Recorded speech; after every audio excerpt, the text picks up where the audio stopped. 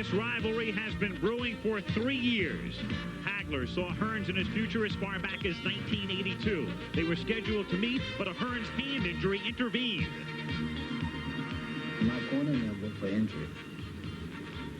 And when I go in there, I want to be in tip-top condition and great health. Finally, the fight was canceled. Hagler was livid.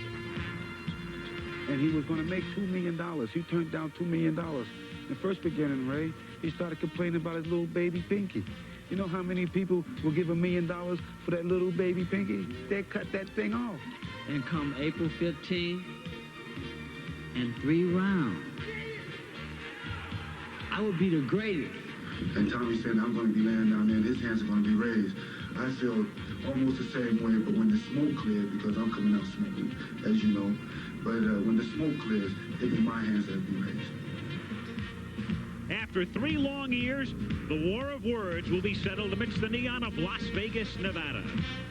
Hagler and Hearns have descended upon Caesar's Palace to end their dispute and treat the public to the fight of the year.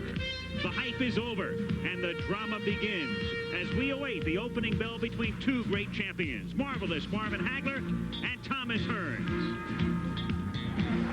And we are live from Caesar's Palace in Las Vegas, Nevada, where Top Rank presents World Championship Boxing. It's time for the main event. It's scheduled for 12 rounds. Marvelous Marvin Hagler against Thomas Hitman Hearns.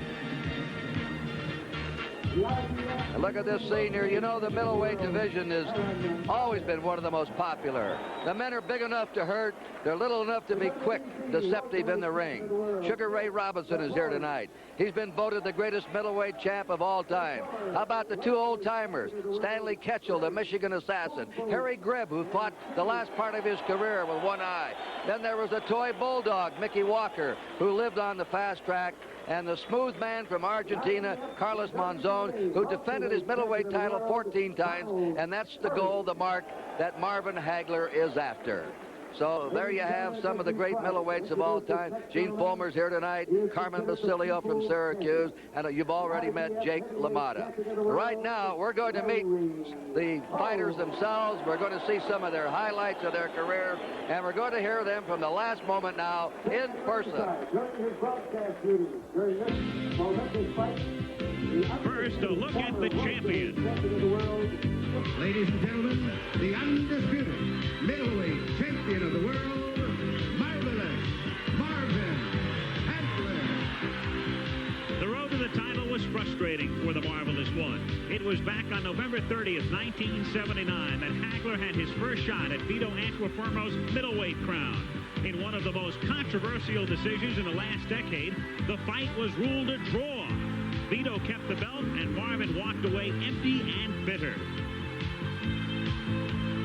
But he used that anger almost 1 year later to fuel a vicious assault on the reigning champion, Alan Minter. Hagler had promised not to leave the decision in the hands of the judges. After 7 long years and 3 brutal rounds, marvelous Marvin Hagler had won the middleweight title. Yet even in victory, a hostile British crowd hurled bottles rather than accolades at the new champion. With each defense, his image grew. On October 3rd, 1981, in his 3rd defense, Hagler was deadly accurate. He pitched an 11-round